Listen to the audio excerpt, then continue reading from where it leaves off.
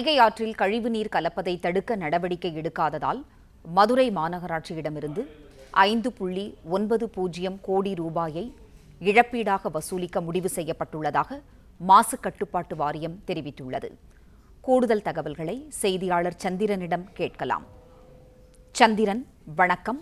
மதுரை மாநகராட்சிக்கு 5.90 கோடி ரூபாய் அபராதம் விதிக்கப்பட்டுள்ளது. விவரம் என்ன, சொல்லுங்க சந்திரன்.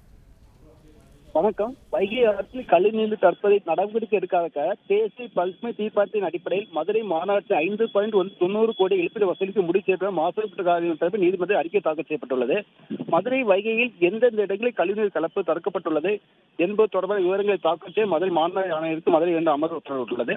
உயர்மட்ட ஆலோசனைக் கூட்டத்தில் வைகை மற்றும் தாமிரபரணி ஆற்றை தூய்மைப்படுத்த எடுக்கப்படும் முடிவுகள் குறித்த அறிக்கையை அமர்வு கோரியது.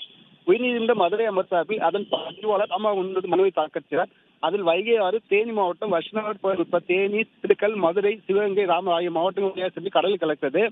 205 கிலோமீட்டர் பயணிக்கும் வைகை ஆற்றுகளில் பல்வேறு வகை மரங்கள் அடர்த்தியதான் இவை பல ஆண்டுகளுக்கு முன்பே முழுவதும் வெட்டப்பட்டுள்ள தற்போது சீமை கருவிகள் மலர்கள் தான் உள்ளன. வைகையில் தேனி, மதுரை, திண்டுக்கல், ராமநாதபுரம் கழிவுநீர் கலக்கிறது. மழைநீர் வடிகால் அனைத்து கழிவுநீர் காலமாயிட்டன. வைகை ஆற்றில் நீர் அசுத்தங்கள் ஆய்வு ஊற்றியுள்ளதை நடவடிக்கை என கோரியிருந்தார். இந்த வழக்கு இந்த நீதிபதி ஜியா சுவாமிநாதன் புகழை அமர்வு முன்பாக விசாரணைக்கு வந்தது.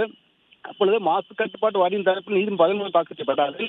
வைகையில் கழிவுநீர் கலப்பதை தடுக்கவும், கழிவுநீர் சுத்திகளை அமைக்கவும் மதுரை மாநகராட்சி மற்றும் சோழவந்தான் பேரூராட்சி செயலாளர், மதுரை மேற்கு ஊராட்சி ஒன்றிய வட்டார வளர்ச்சி அலுவலர் பலமுறை கடிதம் மற்றும் மின்னணு தகவல் அனுப்பப்பட்டது. பலமுறை நினைவூட்ட கல்வி அனுப்பி வைகை ஆற்றை கலப்பை தடுக்க நடவடிக்கை எடுக்காத தேசிய பசுமை தீர்ப்பாயத்தின் தீர்ப்பு அடிப்படையில் மார்ச் 5.90 கோடி இழப்பீடு வசூலிக்க முடிவு செய்யப்பட்டுள்ளது.